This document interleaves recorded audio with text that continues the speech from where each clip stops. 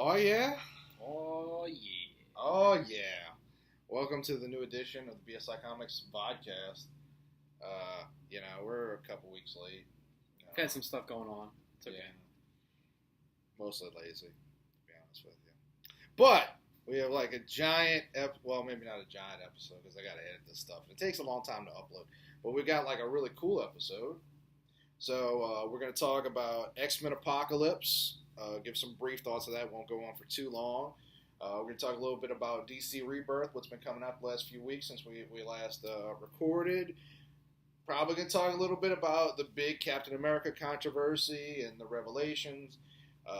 If you don't want to be spoiled, that'll be towards the end. But honestly, it's been all over the internet, like literally since before people could buy the. Well, comic. not the explanation, but I didn't read it, but I thought I saw like Entertainment Weekly was like, or IO9, one of those websites revealed it. Anyway, so we'll talk a little bit about that. We'll try not to be too whatever, but too spoilery. And we might talk a little bit about a certain TV show, possibly. we can talk about a little disappointment. Yeah. So first off is X-Men Apocalypse. Now we both saw it. Got a lot of hate. A lot of hate from the get-go. I liked it. I went into it expecting kind of what I expected out of Batman v Superman, to just be like, meh. Yeah, I did not hate it. No, I gave it about I'd say a C plus B minus. It's an enjoyable film. I definitely watched again. No chance of me owning it. There's definitely some questions. There's definitely some poor choices, but I think the biggest thing for me is that Apocalypse sucked. Everything that involved Apocalypse really, really just killed any momentum the movie had. Like, I like the new actors. The chick who plays Jean Grey actually kind of looks like she could be Jean Grey for once. No offense to Famke Johnson, who was really hot, but I mean, she didn't even have real red hair. Baby Cyclops. I still like James Marsden. Was it James? No, that's the guy from Buffy. That's the guy from Marsden. James Marsden. I still like James Marsden, but overall really good. There's a lot of stuff I would have cut out. That whole Wolverine sequence was really cool, but it had nothing to do with the movie. They went a lot further than I thought they were with some stuff. That Wolverine sequence was the Wolverine sequence you've been waiting for literally for 15 years now. I can even tell you without spoiling it, I didn't think they were going to show what they showed. And when they got to his knee and you saw like the cut off pants, I was just like, there's no way this is actually happening. If you had seen something like that in the sequel movie, The Wolverine, that movie probably would have gotten much higher marks. Yes. Because that's kind of what it needed and what it lacked. But overall, like I said, I really liked the movie. Well, not really liked the movie, but I enjoyed it. I mean, I could go into a detail about all the stuff I didn't like, but I was more surprised about how much I didn't hate it. Right. By all the critics. It's a 60% movie. It's enjoyable. It doesn't deserve the level of hate it gets. It's not, and I mean, I guess I can't talk about Batman vs Superman because I didn't see it, but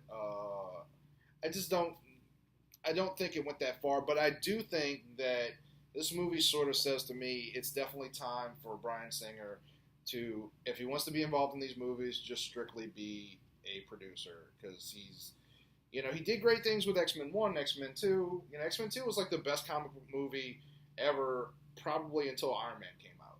Right. But in the intervening years, I don't know how you felt about Days of Future Past. I wasn't big on it. I thought it had some really cool sequences, as did this movie. Mm-hmm. Most of them involved Quicksilver. Yeah. Shockingly.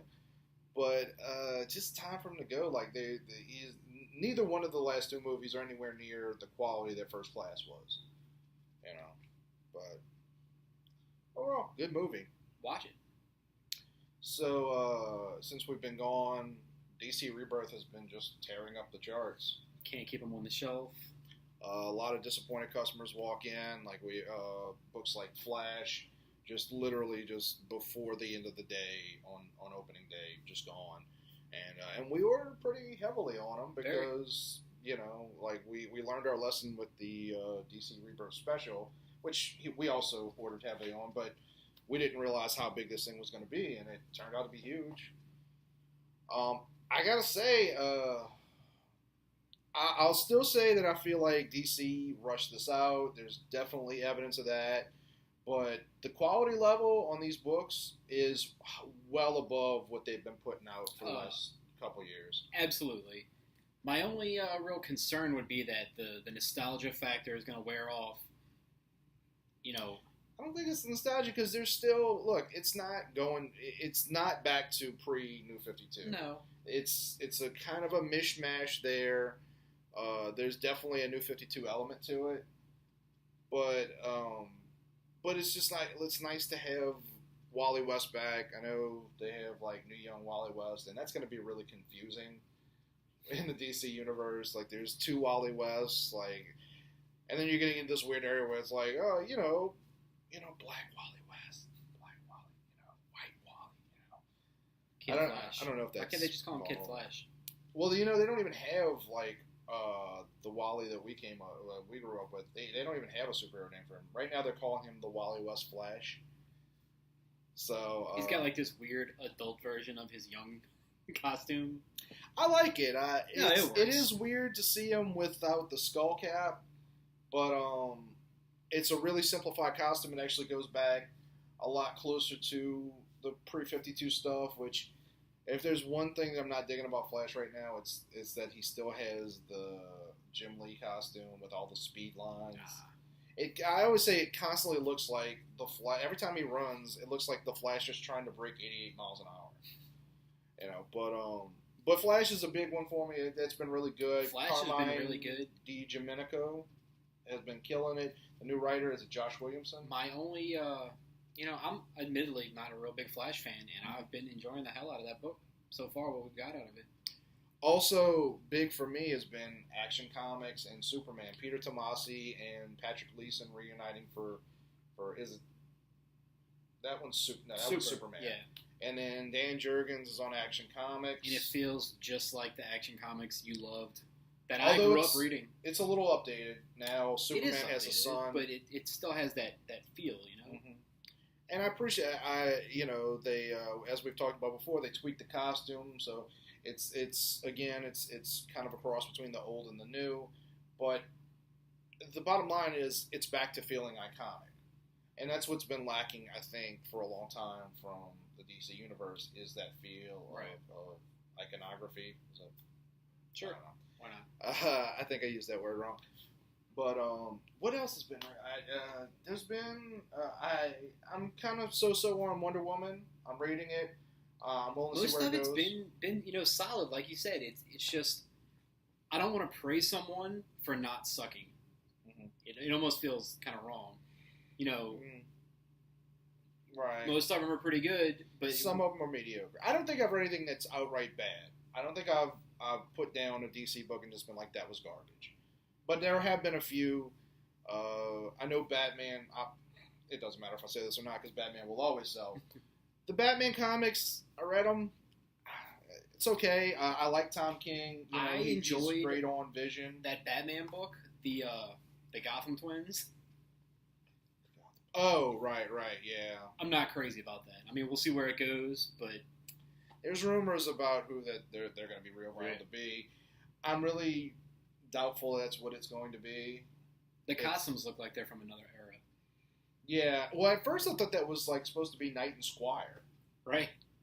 Because it's kind of, I don't know, English looking. I didn't read Green Arrow. Aquaman's got Dan Abnett on. I've been checking that out. Titans was really cool. Which is where you'll find Wally. Right. And I'll stick with that for those two reasons, Dan Abnett and Wally. And, of course, Nightwing's back to being Nightwing.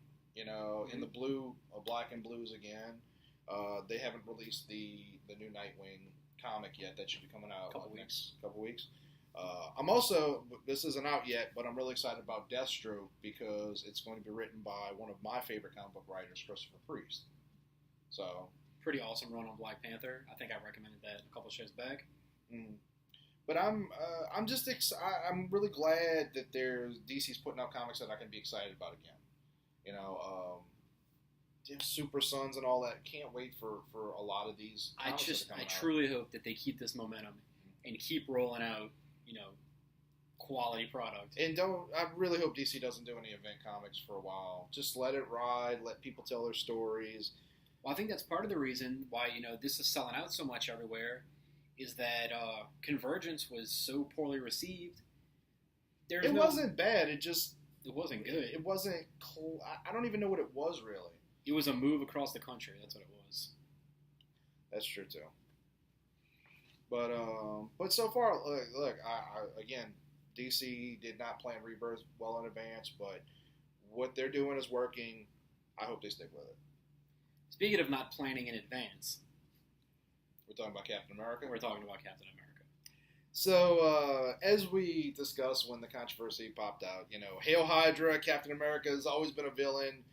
It was always going to be a fake out. And to be fair, fake out's maybe a bad word. We might be a little spoiler here, FYI.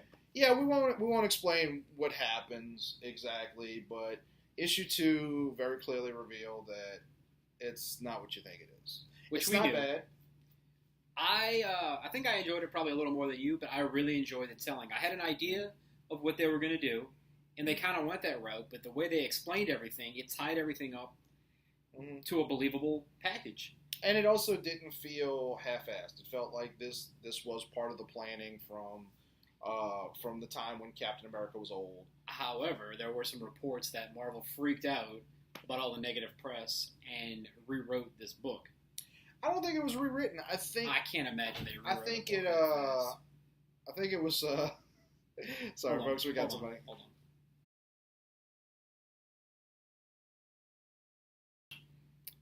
All right, so sorry about that. We had a customer that needed a little bit of help. Right on. But we were talking about Captain America. Mm-hmm. It was never going to be what people thought it was. And most of the people that were doing that don't read books. Somebody said that to me today, and I'll be fair. Lately, you never know what Marvel or DC are going to do. Truthfully, and I'm not saying that to be a jackass, but truthfully, they do things from time to time, and I'm just like, I didn't see that coming. I'm going to be honest with you, I was a little worried they were going to go the route that was dumb. Like what? They were going to say that, I guess this is a little spoilery because this isn't what happened. Basically, I thought they were going to, or I was hoping they weren't going to go the route that Captain America was always a sleeper agent. He just wasn't activated, which would be completely ridiculous because there's no way there'd have been that much history and they wouldn't have. The main reason I didn't believe anything like that was going to happen is Captain America has literally not been this popular since 1945. Right. So, you got Chris Evans in the movies. They're not going to make him a bad guy, unintentionally or otherwise. I will say this: pretty sure Jack Flag is dead. There was no last minute reveal of no, Jack Flag is cool, is good. We never saw the body. We didn't see the body. I'm pretty sure Nick Spencer thought it was funny to kill him off though, and I'll never forgive you for that, you bastard. I hope the last issue, it's like a flashback and he's parachuting down. Well, he already got crippled once. All right. So there's that. Definitely check it out. It's like I said, you're right. I didn't love it as much as you did, but it made sense. And it definitely lays the groundwork for a good series. Yeah. And then it's a story. You still have Bucky in there. You still have Sam, and they don't. Is Bucky in there? Mm-hmm. Okay. So you want to talk a little bit about a certain TV show? A certain TV show? Yeah. The TV show that everybody's been waiting for? And plenty of people like. Apparently. I don't know many of those people. They don't come in here. We're talking about Game of Thrones. No. Spoilers, everyone dies and has sex. You stole that from me, you bastard. I did. 100%. Now, we're talking about Preacher. So this right here, which is his weekly recommendation, will be my weekly recommendation, which is kind of obvious because it's a pretty awesome book. Mm-hmm. It's a pretty iconic book as far as It's one of the biggest Vertigo books of all time, which is saying a lot. It's one of a few books that you can, if somebody says, I'm new to comics, I want to read a good book. I don't know. It depends on the person. You can't go there. Right. It's not. Well, even Sandman. But there's a few things that are go-tos. There's Preacher, there's Sandman, there's Saga, there's Walking Dead, that you can easily qualify what people like. Right. And this is one of them. I always go to. You know, they announced the show. A lot of people said there's no way they can do this show on AMC. There's no way. And I was one of the ones that said, you know what? They did a good job with Walking Dead. What? I was one of them. You were one of them. So let's wait and see. The guys that are doing it, they're big fans of the book. Mm-hmm. You know, they said all along, we're going to stay true to it. Watch the pilot. A little confused. Watch the first, second, third episode. I think I'm done. Yeah, I still haven't seen it. I was telling you earlier, I'm not a believer that everything has to be adapted into a TV show or a movie. Walking Dead's a perfect example. It's the same feel, but there's a little different. You know, there's different characters, but it's the same that one concept. does work. You get the same feel. Here's the thing: everybody kept saying, you know, when you would tell them like, I don't think they can do this on AMC, they were like, well, they did Walking Dead. Walking Dead has never been anywhere near as I'm going to use the word bad, but I don't mean that in the typical harsh. Sense. Yeah, it's a graphic. It's never been. It's not even in the ballpark. Preacher is one of the most graphic comics of all time. It pretty much checks off any offensive box you can check off. The only things that come close are what was it? The Boys, which was also Garth Ennis, right?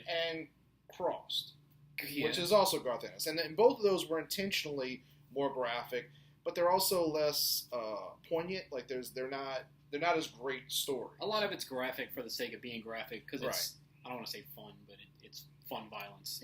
That's what it's intended to be. Right. So, but yeah, no, Preacher. Now, I will say this: if you told me that a different group of people was going to do Preacher on HBO or Showtime or Netflix, I'd at least be more willing to believe it's possible. I just don't think Preacher ever needed to be adapted. The book is perfect. Well, pretty close to perfect. I think HBO or Netflix could do a really good job with that series and keeping the tone, but I don't even get the tone out of the show, and then just everything's changed. You know, the way he acts, the way Tulip acts. They're not leaving Texas for the whole first season. Where in the book, I think 3 issues in, he's gone. Now, the thing to note about this is, like, you might say, well, Walking Dead made changes. That's not a problem. Walking Dead is just an ongoing series. Preacher was always intended to be a certain number of issues, and it was telling a very specific story. It's not like adapting X-Men into a movie where you can take chances. And I'm not saying you shouldn't take chances when you're adapting something, but when you're getting away from the story that you're supposedly in love with.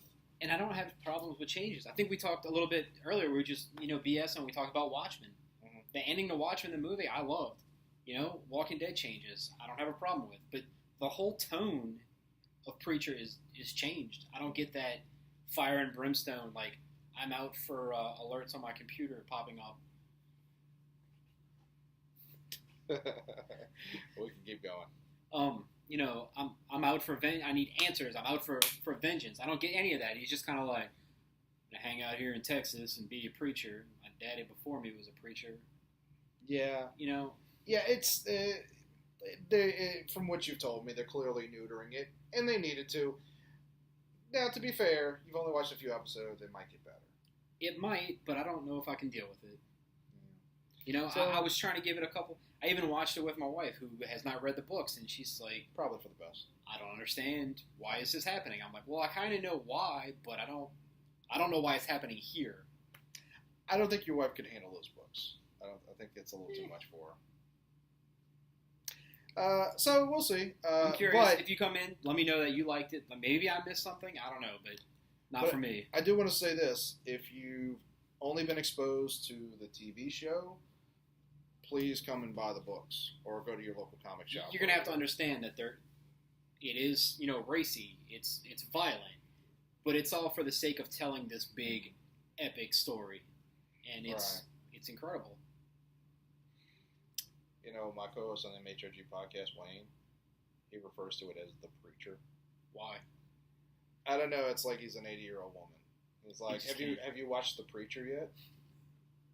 I just wanted to share that because it always makes me laugh. So that was your recommendation. Right. Now my recommendation, as we close out, is Dark Knight, a true Batman story. NIGHT.